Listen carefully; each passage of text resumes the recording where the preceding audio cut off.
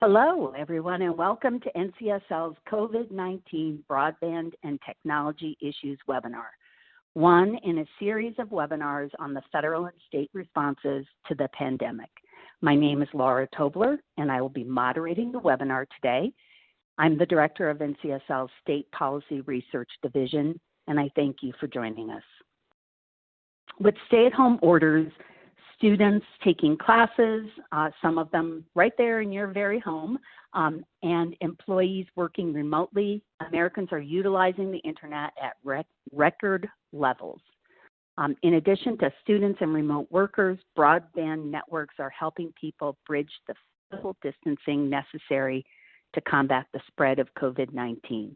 But many Americans do not have access to home-based internet or to high-speed internet options. This webinar is a platform for information exchange and engagement, and we hope that it answers your questions and provides new information. Please use the chat box in the lower left-hand corner of your screen to submit your questions to our presenters. We encourage you to type in your questions, and if you have any answers to previous questions throughout the presentation. If you would like to download the slides for today's webinar, you will find a PDF version of the slides by opening the tab labeled Resources, which is right above the presentation window. The tabs are there for you to access throughout the webinar. There's also one labeled Speaker, where you can read the bios of today's speakers. You can access these tabs at any time, and if you have trouble downloading the presentation, please email me at laura.tobler@ncsl.org, and I will send you the deck of slides.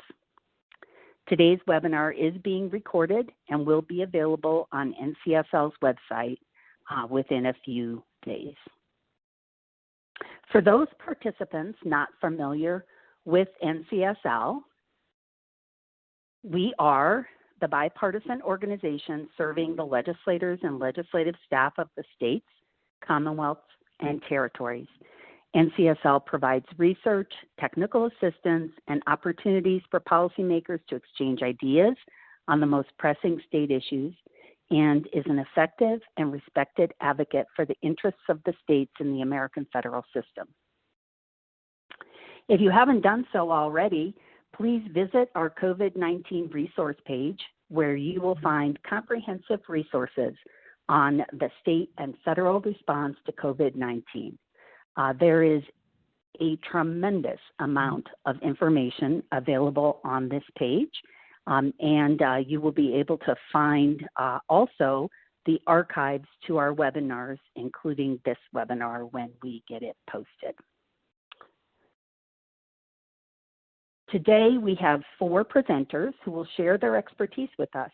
Remember to click on the speaker tab to read their bios. Abby Gruwell and Heather Morton from NCSL, Len Colley from AT&T Services, and Jacob Crisp from Google. Our speakers will provide an update on the recent federal stimulus that appropriated funds for broadband access and technology, discuss state challenges and solutions, industry responses, and considerations for the future to help keep Americans connected. I also want to take this opportunity to thank our speakers for their effort and time. On deck first is Abby Gruwell, Senior Committee Director, Commerce and Financial Services, NCSL's State Federal Affairs Division. She will provide an update of the federal stimulus that appropriated funds for broadband access and technology. Abby? Good afternoon, everyone. Let me move to our next slide here. As Laura said, I'm in our DC office, and I'll be giving you an overview of the federal action, both in the stimulus and otherwise, on broadband and technology issues. So as most of you know, the CARES Act, signed into law on March 27th, includes over $2 trillion, largely focused on individual, corporate, and small business payments, as well as funding for state and locals. There were also substantial funding for broadband and technology, so I'll briefly touch on what was included and go over some other important federal actions from the past few months. First, in the CARES Act, there was $25 million for the distance learning, telemedicine, and broadband program, to prevent, prepare for, and respond to coronavirus for telemedicine and distance learning services in rural areas. And this program helps rural communities use the unique capabilities of telecommunications to connect to each other. For example, this program can be used to link teachers and medical service providers to students and patients in another area. The agency is providing an additional filing window, and the window will also make available this additional $25 million received from the CARES Act. This funding can also be used for technical assistance, instructional programming, as well as equipment and hardware. Everyone else has left the call. There's also $100 million for additional grants under the USDA's Rural Services Broadband Deployment Program, also known as Reconnect. Reconnect provides loans and grants for, It looks like no one else is going to join this call. Goodbye.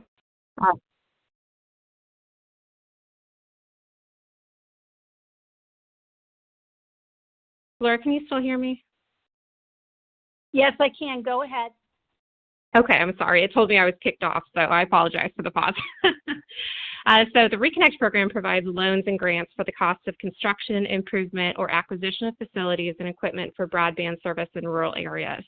So this was a program originally in 2018 with $600 million allocated. I'm sure many of you are very familiar with it. It's been rolled out in many states in the past few months, even through the second round of funding, which received an additional $550 million in 2019. And the USDA extended that application window, which just closed on April 15th. So those applications are currently under review. And the additional $100 million through the CARES program will be funded to qualified 100% grant projects. So some programs under Reconnect are grants or loans or combination programs. Next, the $200 million for the FCC telehealth programs, which includes the Connected Care pilot program, and those support healthcare efforts provided using telehealth to connect patients. The FCC adopted a $200 million telehealth program to support these healthcare providers, and this will help healthcare providers purchase telecommunications, broadband connectivity, and devices necessary for providing telehealth services. The funding applications for this are ongoing and will be processed on a rolling basis. And the FCC also adopted final rules to stand up the Connected Care pilot program. This is a separate 3-year pilot program which will provide up to $100 million of support from the Universal Service Fund to help defray healthcare providers' costs of providing connected care services. Eligible services and devices include connected devices and equipment, voice and internet services, and other information services such as remote monitoring. There were a few other information technology programs that were funded, including $45 million to expand FEMA information technology, which is for state, local, tribal, and territorial governments, as well as private nonprofit organizations providing critical services. Reimbursable activities for this may include medical response, PPE, National Guard deployment, and coordination of logistics through FEMA. There was also 9.1 provided to the Cybersecurity and Infrastructure Security Agency, which is the agency that I'm sure you all are familiar, issued the guidance on essential workforce. And this will be used for the purpose of infrastructure operations and to support interagency critical infrastructure coordination. All right. The CARES Act also directed the Secretary of Health and Homeland Security to consider ways to encourage the use of telecom systems for remote patient monitoring and other communications of monitoring service, and expanded the VA's capacity to use IT networks. The Act permits the VA to enter into short-term contracts with telecoms providers to provide temporary service to isolated veterans to support expanded mental health service through telehealth or VA Video Connect. It also provided for expansion of video conferencing abilities for prison healthcare and criminal proceedings. provided $100 million of emergency funding for the federal prison system's COVID-19 response, and requires the Bureau of Prisons to offer free access to phone and video conferencing calls during the pandemic. Yeah. I'm sure most of you know the SBA loans are also authorized by the bill to cover utility services, including telephone and internet access, and these costs may be forgiven.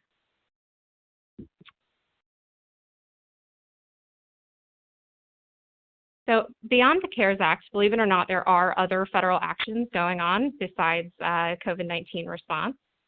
I wanted to mention the Broadband Deployment Accuracy and Technological Availability Act, the Broadband Data Act. So it was a recently passed bill that required the FCC to change the way broadband data is collected, verified, and reported.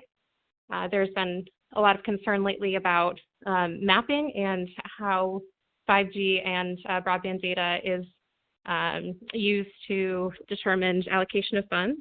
And so this act requires FCC to collect and disseminate granular broadband service availability data. There is also a Keep America Connected pledge through the FCC. This was a voluntary pledge by over 700 network providers and phone providers that has 3 core commitments, including that no consumer would lose service over the next 60 days due to an inability to pay, and no one would be charged late fees, and Wi-Fi and hotspots would be open to anyone who needed them. Congress has looked very closely at 5G recently. The FCC has a new 5G for Rural America Fund, which is a $9 billion reverse auction, and the FCC recently released a state report detailing how a plan for establishing the 5G Fund for Rural America could make as much as 77% of land in 49 states available for 5G fund support. The Senate is also looking closely at 5G supply chain threats, and the FCC is still working with Congress on the Rural Digital Opportunity Fund and the C-band auction. A few things to watch over the next few months. The Rural Digital Opportunity Fund and the C-band auction are still progressing. The Rural Digital Opportunity Fund makes available $16 billion for rural broadband deployment. It is the latest iteration of the Connect America Fund, and it was which was developed long ago to fund construction and operation of telecommunications networks and broadband networks. The goal is to provide comparable telecommunications services at affordable cost to rural Americans. So this round of RDOF is $16 billion going to census blocks that lack fixed voice service and internet access, with a minimum download upload speed of 25 megabits per second, 3 megabits per second. So this program has been, excuse me, this program has been talked about a lot as a solution for a lot of states that participated in CAF II but may need more funding. And so look for that to continue. The FCC is also still engaging in rural adoption for the C-band auction, and the C-band for 5G, which will make 200 megahertz of the lower portion of the band available through public auction. It's intended to increase access to 5G, especially in rural America, and propel American companies in the race to 5G. The C-band is the mid-band spectrum that currently used by satellite operators to develop network programming to broadcasters and cable operators. There is still time, according to the FCC, to hold the auction in December, even given the movement of one of their other auctions, and they say it's still important to transition the C-band to 5G use. So that is still planned for the end of this year. There are some unique connectivity and deployment responses by the FCC in response directly to the COVID crisis. The Wireless Telecommunications Bureau granted an emergency special temporary authority filed by the Navajo Nation to unassigned spectrum in the 2.5 gigahertz band. And the Public Safety and Homeland Security Bureau granted New York City temporary authority to expand capacity and coverage of the fire department's use of the New York communication systems using T-band spectrum. And the Telecommunications Bureau enabled AT&T to deploy 2 cell sites to support wireless service for critical medical facility in Milwaukee, Wisconsin, along with the U.S. Corps of Engineers. And finally, mapping is still a hot topic of conversation on Capitol Hill, and we are likely to see further hearings and conversations with the FCC on whether or not we'll move forward before or after remaking the maps. With that, I'll hand it back to Laura. Hi, Abby. Are we having some trouble with the slides? I apologize to everyone for some of the technical problems that we're having. Are you seeing that you forwarded your slides? Because I see that your slides are a little bit delayed here. So I just want to make sure for the... I apologize. I should have been through my slides. So let me go back if you want to be able to look through them on your own. They should mirror what I was discussing, ending with the RDOF as well as the C-band auction and connectivity issues with FCC. Thank you, Abby, for clarifying that. I just wanted to make sure it wasn't a technical problem. Thank you so much for sharing that information on federal responses. It was a lot of information, and if people have questions about it, please put them in the audience chat, and we'll get to all the Q&A at the end of all of our presentations. You can also download Abby's slides. You can download the whole slide deck by clicking on that resource tab. And if you're having trouble, you can send me a message in the audience chat, or you can send me an email at laura.tobler@ncsl.org. Our next presenter is Heather Morton, Program Principal, NCSL's Fiscal Affairs Program. She will discuss state challenges and solutions. Take it away, Heather. Thank you, Laura. Let me just advance my slides here. There we go. There we go. Thank you. I am pleased to have the opportunity to present an overview on recent state broadband legislation to you today. Released 10 years ago, the National Broadband Plan set out a roadmap for initiatives to stimulate economic growth, spur job creation, and boost America's capabilities in education, healthcare, homeland security, and more. The federal government, states, and industry have been working to deploy broadband ever since. In the 2019 Broadband Deployment Report, the Federal Communications Commission, or FCC, reports that the number of Americans lacking a connection of at least 25 megabits per second by 3 megabits per second has dropped to 21.3 million Americans at the end of 2017. This 25/3 megabits per second has been set as the benchmark for download and upload speeds for fixed broadband service, including DSL, cable, fiber, etc., with 5 megabits per second / 1 megabits per second as the benchmark for mobile broadband service. Some challenge that the deployment numbers reported by the FCC are being overstated because the numbers are calculated by census blocks. If service is provided anywhere within the census block, then deployment can be counted even if the service is provided in only one connection. The data in the 2019 Broadband Deployment Report show that generally Americans in areas where fixed and mobile broadband services are deployed typically live in census block groups with a lower percentage of households living in poverty and with higher average populations, population densities, per capita incomes, and median household incomes than Americans living in areas without coverage by these services. During the COVID-19 pandemic, people working remotely and students finishing their school year online amplifies the need for consistent quality broadband. In 2020, at least 400 bills are pending that address broadband. With such a large number of bills in 2020 and in previous legislative years, I cannot say that there is a single solution that will solve the broadband deployment question. No state has 100% deployment. Although no state has figured out the perfect solution, there are some policy options that can make an impact. Since we don't have time to discuss all the bills, I wanted to focus on two categories today. The first category focuses on infrastructure-related legislation. 33 states and Puerto Rico introduced legislation addressing broadband infrastructure in the 2020 legislative session. This category includes bills focused on small cell deployment, which will facilitate the fifth generation of mobile broadband.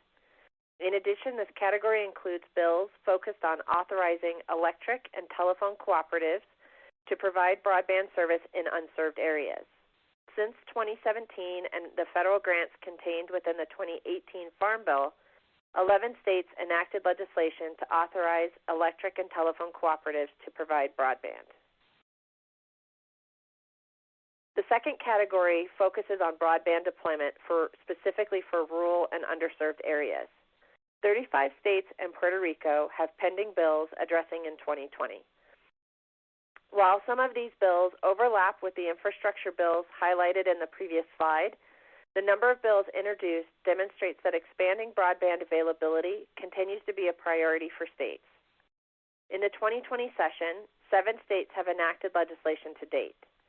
Indiana changed its Rural Telephone Cooperative Act to the Rural Communications Cooperative Act, allowing the formation of nonprofit cooperative corporations for the purposes of providing telecommunications service and information service, including video, broadband, and VoIP services. Kentucky established the Broadband Deployment Fund to provide grants to government agencies and private sector entities to construct infrastructure for the deployment of broadband service in underserved areas of the Commonwealth. And South Dakota appropriated funds to expand rural access to broadband services. In direct response to the pandemic, New Jersey adopted a resolution urging the FCC to take temporary measures to secure broadband access for those affected by COVID-19. To conclude, I wanted to highlight 3 policy options that may hold some possibilities for states. The first option is a statewide office or agency that to focus on broadband deployment. Currently, 19 states have active commissions, councils, task forces, etc. The advantage of creating a statewide broadband authority is that it can, 1, provide input on the development of a statewide broadband framework, 2, promote public-private sector participation, 3, develop and update a broadband map to identify where service is available and at what speed. In addition, it can assist with encouraging adoption and use and not just deployment. For example, in 2013, the Minnesota legislature created the Minnesota Office of Broadband Deployment within the Department of Employment and Economic Development. The purpose of the office is to encourage, foster, develop, and improve broadband within the state in order to, 1, drive job creation, promote innovation, and expand markets for Minnesota businesses, 2, serve the ongoing and growing needs of Minnesota's education, healthcare, and public safety systems, as well as industry, business, governmental operations, and citizens, and 3, improve accessibility for underserved communities and populations. In addition to the bills authorizing, the electric and telephone cooperatives to provide broadband service, as well as the 5G small cell deployment, states are considering other options to expand broadband infrastructure, such as dig once policies that help co-locate fiber during major construction projects. And in 2019, Maine amended its Telecommunications Education Access Fund to specify that the fund can be used to provide mobile internet access through portable wireless access points or hotspots for libraries in their rural areas, similar to proposals that are pending that would use FCC E-rate funds for mobile hotspots. In 2020, New Mexico proposed a memorial resolution requesting that the state's education department study the feasibility of a public-private partnership to provide internet access on school buses to bridge the digital divide, but it was not adopted. And Tennessee has introduced and has pending 4 bills that would require local education agencies to survey students within a certain period of time towards the start of the school year as to the availability of internet access in their homes and report the results to the State Department of Education, the legislature, and the governor. A third option for states is to leverage their state universal service funds with the federal universal service fund. The federal universal fund does not preempt states from creating their own funds if states desire to do so. Following the standard with the Following the standard set within the Telecommunications Act of 1934 as amended, the FCC created the Federal Universal Service Fund supported by contributions from traditional wireline carriers, wireless carriers, and interconnected voice over Internet protocol or VoIP carriers. To receive the Universal Service Funds, carriers must be certified as eligible telecommunications carriers by the states they operate in and meet quality and availability standards. The Connect America Fund, originally called the High Cost Fund, provides support for carriers providing voice and broadband connectivity in high-cost, primarily rural areas. As of 2016, the Federal Lifeline Program for low-income consumers, which is part of the Universal Service Fund, provides qualifying low-income consumer discounts on voice or broadband internet access service to help ensure that all Americans have access to affordable communication service. And 11 states currently allocate portions of their state universal funds for broadband. Using the state universal funds is not without challenge, as policymakers need to balance whether the contribution level is too high that may drive users away from traditional services with balancing whether the contribution level is too low and may reduce funds. If you would like to review the full text of the 2019 state legislation, you can access the list from our website. Additional documents are available that you can access through this page as well. The 2020 legislation list will be available online soon. In addition, the Pew Charitable Trusts have created a state broadband policy explorer that categorizes and summarizes the state laws that is very user-friendly. And if you have any questions, please enter them in the chat box. And if you would like to contact me directly, my email is heather.morton@ncsl.org. And thank you, and I'll turn it back over to Laura. Thank you, Heather, for that excellent presentation. Just a reminder to go ahead and put your questions for Heather into the audience chat box, and we'll get to them at the end of all of the presentations. Our next presenter is Len Calley, Senior Vice President, Global Public Policy, AT&T Services, Inc. He will share with us AT&T's response to COVID-19 and provide some suggestions on how to close the digital divide. Len, the screen is yours. Well, thank you, Laura. And thank you to Abby and Heather for their thorough overviews. As Laura said, I would like to talk a bit about AT&T's experience in response to COVID, as well as talk about two serious challenges that I think have been highlighted by Heather. But let me first advance the slides to my only slide. Let's see if I could do it this way. No, I'm not. I don't know if you could see the change in slides. In all events, AT&T's experience in response that I am going to talk about can be found at the att.com website, where we have a link to the COVID-19 response. And there's more there than I can talk about here, but I did want to highlight some points. First, as you all have heard, there has been a significant change in broadband traffic since we've all gone home to work, to learn, to be entertained. Not only is the total amount of traffic up 20 to 30%, the nature of the traffic has changed. We're seeing a particular renaissance in voice calling, both over the wireless network, the home networks, and also Wi-Fi voice calling. And perhaps most significantly, there's been a great shift in geography, a shift away from the city centers, obviously, because people are now working at home, to residential and suburban locations. Early on, when we first all went home, there were several press articles raising the concern, could the internet and the networks hold up under the increased pressure and the increased stress? Well, the reality, thankfully, is those concerns were misplaced. The AT&T network and U.S. networks generally have handled the changes extremely well. That can't be said of all networks outside the U.S., and there'll be plenty of time to assess why. The only point I'll make here is let's recognize that over the last 25 years, the U.S. private sector has invested at least $1.7 trillion in total industry investment in U.S. networks. And so as a result, I believe the networks are performing extremely well because of these investments. AT&T alone in the last 5 years has invested $135 billion, and we are building, maintaining, and operating these networks using a skilled union labor force.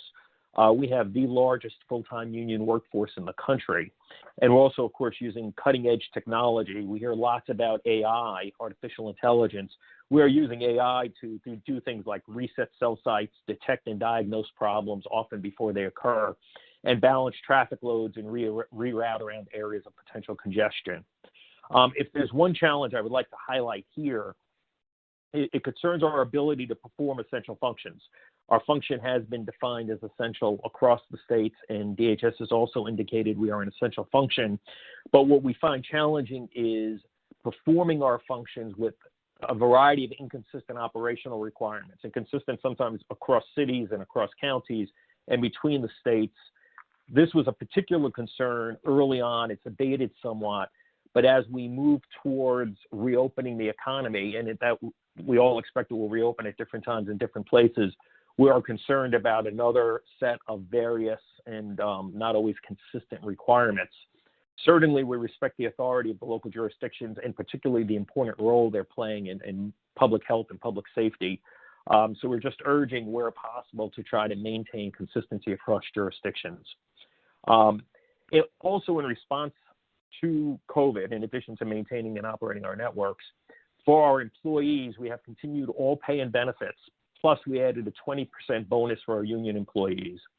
We've expanded pay time off, and we've sent about half our workforce, 130,000 people, home to work at home. Of course, not everyone could work at home, and for those who can't, we've enhanced procedures to protect the frontline employees, things around personal protective equipment, cleaning protocols, and social distancing requirements. For our customers, as Abby was mentioning, we've signed up for Chairman Pai's pledge, so we're not terminating service because of inability to pay due to the pandemic. We are waiving late payment and other fees. We're keeping public Wi-Fi spots open to all Americans. We've also, apart from the pledge, eliminated caps on home internet service.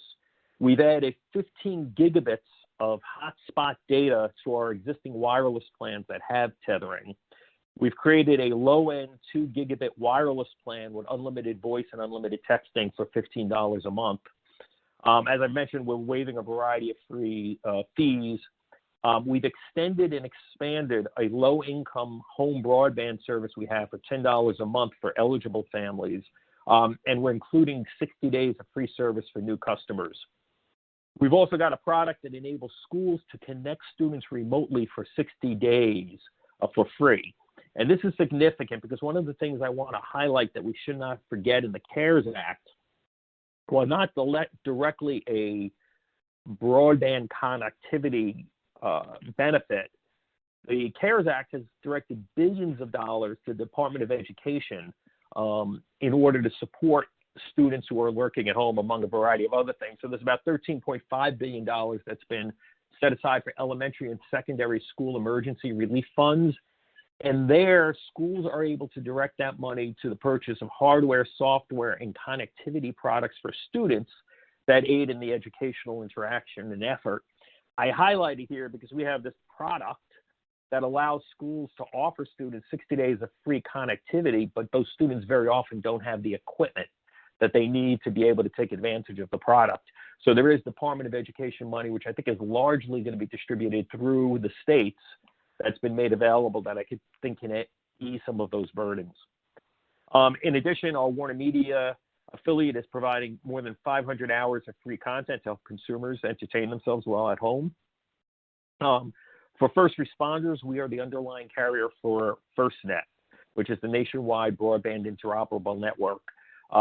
We've offered 3 months of free wireless service through FirstNet for doctors and nurses. We're offering free smartphones. In 60 days, we've partnered with another company to do 60 days of free telehealth for these first responders. And then, of course, we've done philanthropic giving, just a couple I'll mention, $10 million to distance learning funds and $5.5 million to first responders. And all of this is well and good. And I'd also like to talk about the networks a bit more and where the challenges are. Heather put up some statistics, which I think are accurate, and I think she accurately and correctly states that they're overstated because of the methodology currently used by the FCC. The Congress has directed the FCC to map, basically location by location mapping, which will be much more accurate. Congress still needs to fund that effort, but it's important it gets it done. But either way, it's not an overstatement to say that broadband has been widely deployed throughout the country. Based on the FCC statistics, I think Heather actually had the slide up, about 80% of American households have access to 1 gigabit service or better. Nearly 90% have access to 100 megabit per second service or better, and close to 95% have access to 25 megabit per second service or better. And this is fixed line service to the home, availability of the network. The problem, as Heather notes, is we're not done because the unserved areas represent, depending on what estimate you look at, more than 20 million Americans. And these Americans are typically in the most costly and difficult to serve areas in the nation. In addition, another aspect of the digital divide here is where the networks exist, but for low-income households, they have trouble with affordability given the other many competing demands. And affordability goes to both ability to purchase the service, but also ability to purchase the equipment as well. So my message here is there are things to fix. Let's fix what's broken and not break what's working. In terms of service, the free market has done wonderful for a large portion of the country, but in these high-cost areas where it's uneconomic to serve, a universal service program is needed. The FCC's current program is based on a contribution mechanism that was last century's mechanism. The funding base is a declining base of interstate telephone revenues, voice telephone revenues. And it is not a sustainable way to support universal service either for rural build-out or for lifeline service for low-income households. So it's really time to get this job done get the most broadband out to the most people in the most affordable way. The FCC has a very good technology-neutral reverse auction distribution mechanism. And what I hope is that Congress will define targets and make the funding available to get that deployment done in a reasonable time frame so the entire country has the benefit of access to these networks. And then Congress should also take a hard look at the Lifeline program. Again, a good program designed to get low-income households connected, originally designed for the world of telephones. The current support mechanism, the contribution mechanism, should be bolstered because it's not a long-term solution given the contribution base, the revenue base it's on. But with that, I think my time is running out, so I want to turn this back to Laura, but say these are, I think, 2 lessons we've learned. We are better off than we could have been, certainly, with the performance of the networks and the internet and the edge companies that have provided so much capabilities, but we could do better, and these are 2 areas I wanted to highlight. So with that, I'll turn the mic back to Laura. Thank you so much, Len, for that terrific presentation. It did generate some questions. If you have questions for Len or any of our previous speakers, please type them into the chat box. Our next presenter is Jacob Crisp, Global Head of Cloud Security at Google. Jacob will discuss security issues for virtual meetings. Jacob, I'm turning over to you. Thanks so much. Hi, everyone. It's great to be here with you all today. As Laura mentioned, my name is Jacob Crisp, and I work in cloud security issues globally at Google. I wanted to start by thanking the NCSL, Laura, my fellow speakers, and all of you for engaging in this webinar today. I hope you are all staying safe in this challenging time, including all of your families. It might be helpful to kick off with a broader perspective on the global landscape from Google's perspective and what particular work that Google Cloud is doing in response. As the global response to COVID-19 evolves, businesses everywhere are adapting to an ever-changing environment that forces them to think differently. Our focus at Google Cloud right now is helping our customers navigate the impacts of COVID-19, whether that's helping employees work remotely, ensuring social services are accessible, or making sure communities can access the latest information on the virus. While we're focused on providing the near-term solutions our customers need, need, we also want to prepare them with a reliable foundation for the future. So what are we doing exactly? Well, we've continued to support businesses across all sorts of industries, along with government institutions and researchers who are using our technology in many different ways. This includes helping governments take the burden off their IT systems and pivot to working from home, helping healthcare systems support people in need, and helping companies and industries like retail better manage changes in consumer demand. So more specifically, many of the government agencies we're working with are among the more than 6 million paying customers who use G Suite, our productivity suite, and have quickly pivoted to support remote learning and remote working during the pandemic. We've seen an unprecedented growth rate during this time, and I think these sort of broader issues that Lynn was talking about earlier, our video conferencing product, for example, Google Meet, now has more than 2 million users connecting every day, spending over 2 billion minutes together as people look for ways to keep in touch while at home.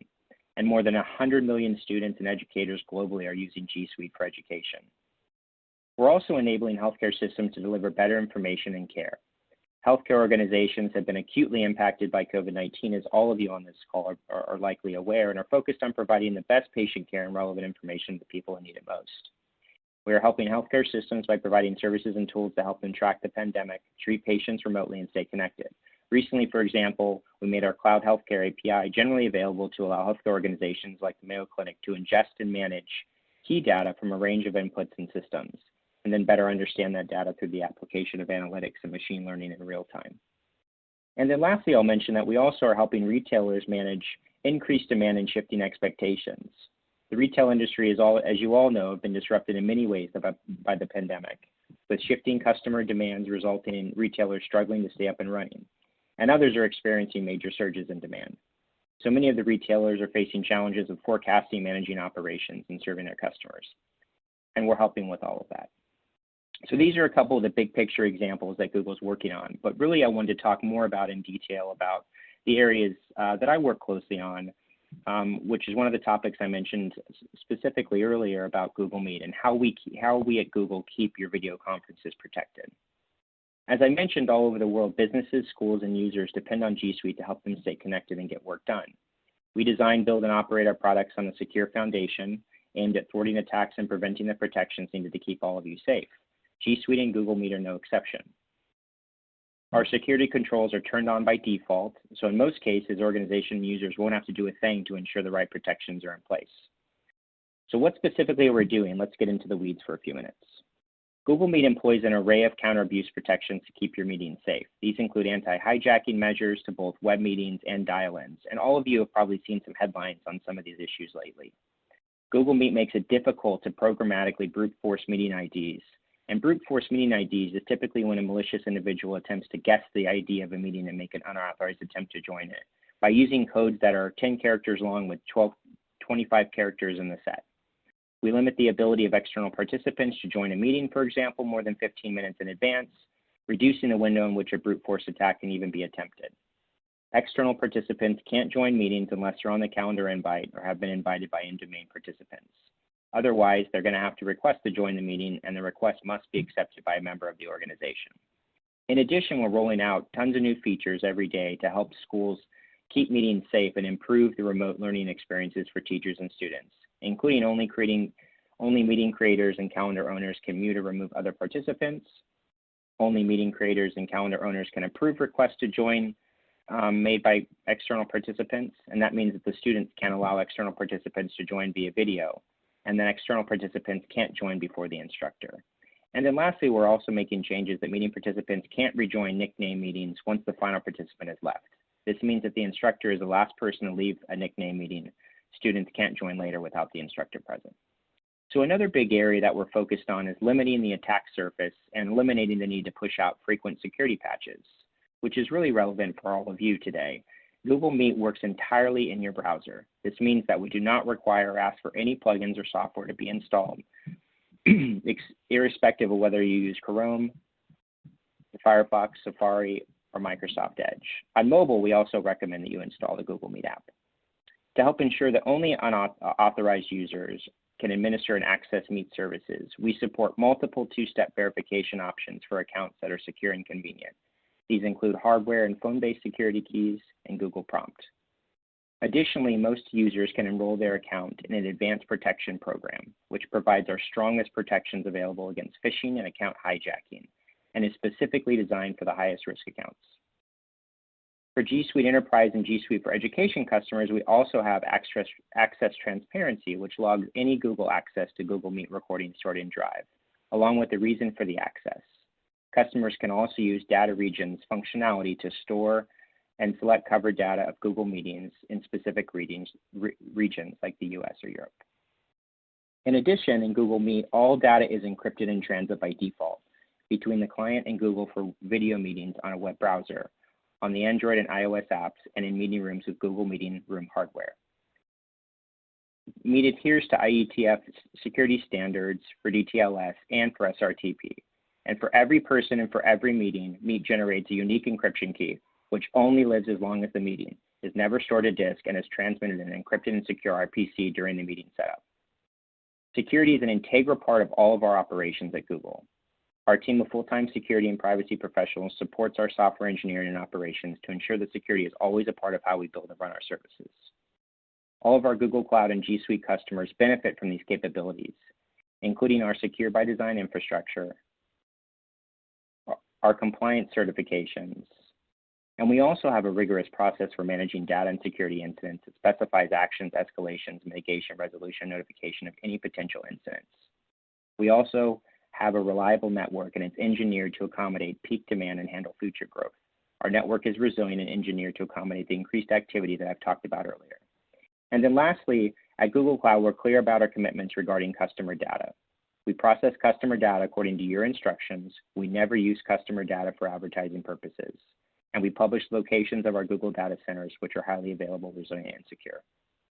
So during COVID and beyond, we'll continue to protect Google Meet users and their data and keep innovating with all these features I've discussed today. I really look forward to hearing your questions, and with that, I want to turn it back over to Laura for anything else. Thank you so much, Jacob, for highlighting this important information and for wrapping up our presentations for this webinar. We now have the remainder of the webinar for Q&A, and I'm going to jump right in.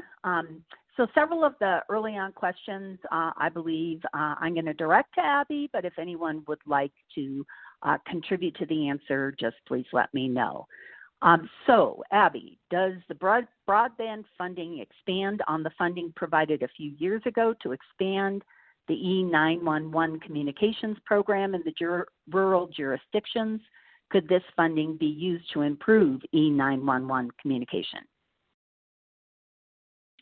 So this funding is specifically for telemedicine and also the distance learning program. And then the USDA Reconnect funding has its specific requirements too. So this is not funding that is directed at E911, but I think there will be further funding in the future.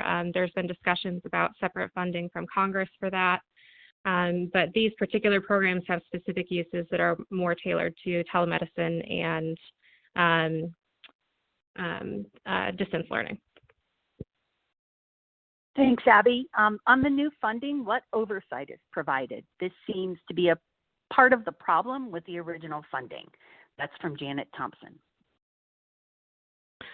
So this will vary by program, and whereas the SBA funding, I'm sure you've heard a lot about the oversight for those grants. Some of this funding is slotting into existing FCC and USDA programs, and so they already have application and oversight processes in place for those. And then the pilot program that's running through the FCC, the Connected Care program, has its applications that are being that started, I think, April 13th, and they have already approved the second round of those. And so those are all going through an extensive application program through the FCC, and then the FCC approves those. So these are, like I said, either oversight through pre-existing programs and then small pilot programs that are admitted through applications. Okay, and what's the estimated turnaround time for application approval with Connected Care? So like I said, those have been pretty quick. They opened that up and just a few weeks ago and are already approving their second round. And so those applications are currently ongoing. You can find more information for that on the FCC's website. So it seems to be moving quickly, and there's a long FAQ section on the FCC's website for eligibility as well. Thanks, Abby. Len, as the broadband industry navigates this crisis, are you finding that getting the proper local government permitting challenging? If so, what can be done to ensure the industry can, in fact, deploy the infrastructure necessary to keep Americans connected? Yeah, no, you make a great point. This is a really important question and that I had not touched on, but it is important because we need access to our facilities to maintain and restore service and also continue to expand our network. And in fact, permitting has been challenging, especially in places where permitting is done on paper. Just like everyone else, a lot of government employees have gone home. Some don't have the electronic approval processes that we need.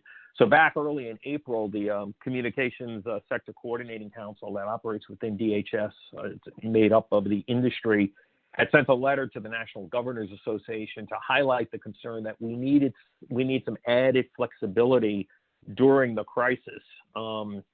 As I say, a few municipalities have even shut down permitting altogether. Most have not, but we were hoping that we could get added flexibility because most of these facilities, or many of these facilities, are in the public right of way. There are appropriate rules and procedures in place, often for purposes of safety or inspection. But during the crisis, we've asked that perhaps maybe we could move to some electronic permitting processes and maybe advance or speed up a process that would take place in any event in the future. Maybe exempt repairs of existing infrastructure and work on existing infrastructure from any permitting at all during the crisis. Waive inspections or defer them if an inspector is not available to do the work. Some cities require that a uniformed officer be present if work is being done in the streets and public right of way. That might not be possible during the crisis, so waive that requirement. So we are getting the work done. We are continuing to maintain and expand the network and deploy 5G, but the permitting issues are very important, and what we're looking for during the crisis is enhanced flexibility. Thank you. Hey, a shout out to Representative Brian Patrick Kennedy, who has a question for Len. What needs to happen for broadband to make it into federal stimulus 4, and what tough issues policymakers will need to tackle and address related to broadband? Oh, that is a great question. We've all seen broadband's important as a substantive matter. It's an enabler to participation in our society. So I think everyone can agree about the importance of the product. And while politics often leads to undesirable outcomes or an outcome that's not the desired outcome is a better way to say it. This is not a partisan issue. I think both Republicans and Democrats look at the country and say, we need to have everybody have equal opportunity to access these networks. I do think if there is an infrastructure bill, and that's the question, right, broadband will be part of it because of its importance. I think figuring out what the right answer is, right? I talked earlier about we need to get the most broadband out to the most people as efficiently as possible and quickly as possible. And there are a variety of ways to look at that. I think we have to think about, well, what is broadband? What speeds would we want out there? What's the timeline for dispersing the money? How much money is it going to cost? I think those are all answerable questions, and I think Congress should and hopefully will define the parameters. And then it could turn it over. As I say, the FCC's got a very good reverse auction process for distributing the money, but it's got a process for raising the money, which is set by law. They've got limited jurisdiction to figure out how to raise that money. And right now it's on a base that won't support the speed and efficiency of deployment we need. So I think Congress has to make the funding available, give the rules of the road to the FCC, and then let the FCC get that job done in dispersing the money and completing the nationwide build out of the service. Thank you. This question is for Heather. Are there examples of how communities are trying to provide broadband access during the pandemic without waiting for legislation? Thank you, Laura. Absolutely. Several communities have acted very quickly to respond. For example, San the city of San Francisco is deploying and installing what they're calling Wi-Fi super spots throughout the city to help students that don't have access to the internet at home. And Vermont and Microsoft have now partnered to install mobile hotspots around the state to help communities that don't have access as well. Thanks, Heather. This question is for Len. You mentioned that U.S. networks are holding up quite well compared to other countries. Could you drill down a bit on how each component of the network are handling the crisis? Has policy, both state and federal, helped or hurt? Well, I think policy in the U.S. has been very good. And as I say, I'm sure this will be the basis for long discussions and analyses. But when you look at the U.S., say, compared to Europe, we have a regulatory framework that drives investment. And we've opted for a model that drives investment and creates facilities-based competition. And I think in a crisis like this, where you see all of a sudden an increase in demand and shifting demand, the more networks you have, the better off you are.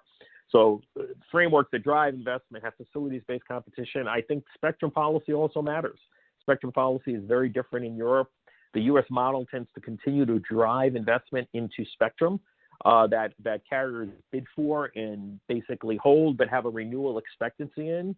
In Europe, it's very hard. You have shorter terms for the license, and then you don't have the same renewal expectancy. So the investment in that spectrum block tends to be less. At least that's historically been the case, that the incentives are less. Tax policy also probably plays a role. But I do think if you look at the overall U.S. regulatory model, well, there have been lots of debates over the years. It's generally through Democrat and Republican administrations, with a couple of exceptions, been really a light touch regulatory model that has fostered $1.7 trillion of investment. I don't think any other country has seen that type of investment in their networks, and I think that accounts for the performance. Thank you so much. I would love to continue to go through all of the questions, but we are coming up to the end of our webinar, and I apologize if we did not get to your question.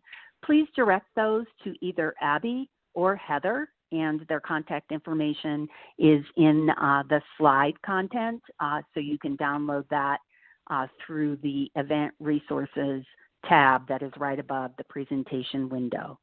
I'd like to thank our presenters again for sharing their time and expertise on today's webinar.